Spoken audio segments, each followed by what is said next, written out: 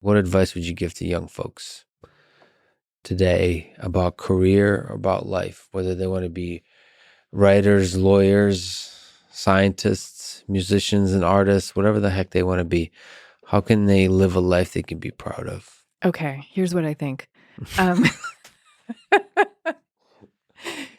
you should Let's go. absolutely do that thing that you're dying to do, but you should always have a plan B, like a backup plan and a way of earning a living no matter what happens.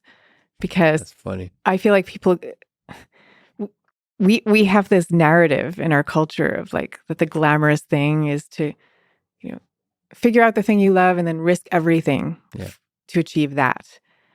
But first of all, a lot of people aren't comfortable with that level of risk. And second, when you're living with that level of risk, that's a cognitive load too. And so you don't have the full emotion and heart to be able to focus on the thing that you actually really love because you're like stressed out about it.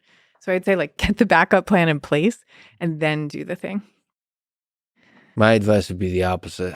Okay. I'm living the romantic. Well, I think the truth is be aware of the cost not having a plan B has. So do it deliberately if you don't. But I'm with Bukowski on find what you love and let it kill you. I think you have to actually know your personality. I know if I have a plan B, I will not try as hard on plan A, and I would likely take plan B.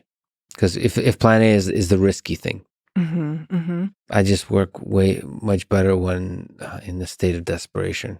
So with my back against the wall. And you have to know that about yourself. I think that has to do with... So I think we can refine it to say you actually have to really know yourself and how you respond to different kinds of risk.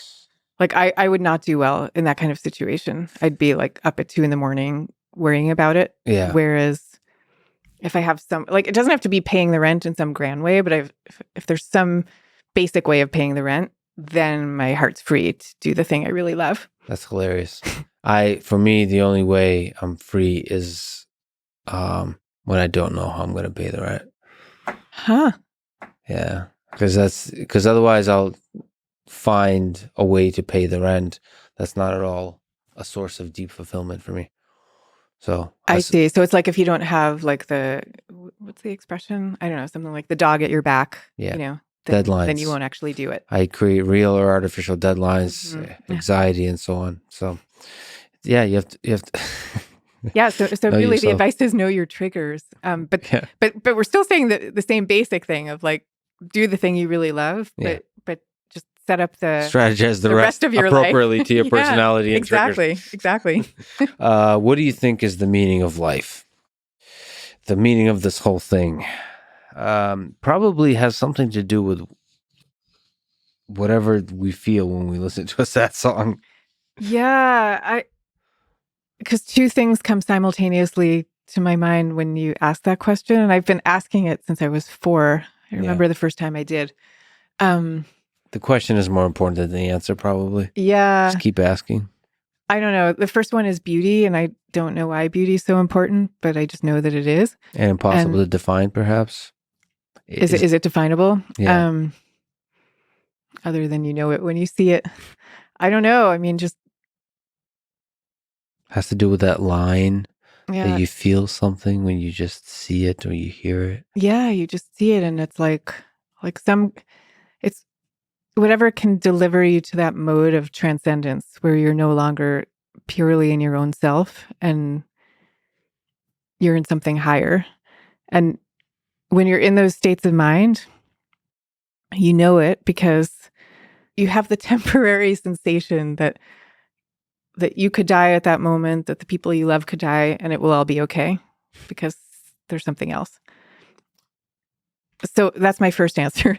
And then my second answer is the need to relieve psychic pain, like other people's psychic pain. I don't know why. That's just like an impulse that I have. Psychic pain is more like suffering of any form. What is yeah, but I mean, what is there a particular? Yeah, just making the world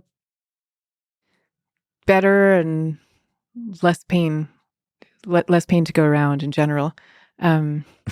Hence your this sort of optimistic desire and longing for a world without sort of destruction, without malevolent destruction. Yeah, a world where that wouldn't be necessary. Yeah, exactly. But yeah, like so I had this moment. It wasn't so long ago. I was doing some interview and somebody asked me, like, what are you longing for right now? And my answer at that moment was like, you know what? I'm actually at this moment in life where I'm not longing for anything.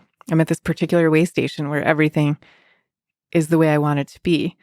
And of course, the minute you say something like that, you know you're going to be proven wrong, because like an hour later, I get a letter from a reader who I've been in touch with over the years, and he was telling me about like a psychic struggle that he's going through, and I just felt like, oh my gosh, if there were anything I could do to make it that his life wouldn't have been such that he would be in this position in the first place. Like his struggles had to do with a long life history. So I don't know why I feel that It's so funny, intensely, but I do. those moments when you're just at peace, there's nothing else you want. I feel like that's like a temporary repose, like a Yes, pause. Like exactly. you bet your ass a desire follows that at some point, but you get to enjoy those little moments. Yeah. And even when he asked me and I answered that way, I said, this is a way station. Like I knew it was temporary, but I didn't realize it would be disrupted like an hour later. And sort of to give you pushback to your statement about the possibility of because you said beauty and basically alleviating suffering. There's a quote I really like from Hunter S. Thompson that pushes back against that, which is, for every moment of triumph, for every instance of beauty, many souls must be trampled. But that's a very Hunter S. Thompson. And you know how I he don't buy ended it. up. He's not the greatest philosopher of all times, but he's certainly a beautiful, a chaotic human being. Well, that's true. And I will tell you that my nickname for my husband is Gonzo, kind of because of him. You know, he invented that form of Gonzo journalism where like the writer is totally in the story. And my husband, like that's his personality. He's like in everything that he does. He's really in it. He's really present. He just lives that way. So, so his name is Ken, but I call him Gonzo like 90% of the time. Well, then that's a beautiful way to end it, Susan. This is thank you for your work. Thank you for being who you are. Thank you for initially, at least, making me feel okay about being an introvert, and educating and making the rest of us feel great about being introverts. It's like half the world, or whatever the heck it is. It's a lot of people. Thank you for being you. Well, and thank you for talking today. This is awesome. This is fun. Thank you so much. It was so great to talk to you. And I think it was what I said to you when we first got connected is thank you for your way of being in the world. I really, really love it.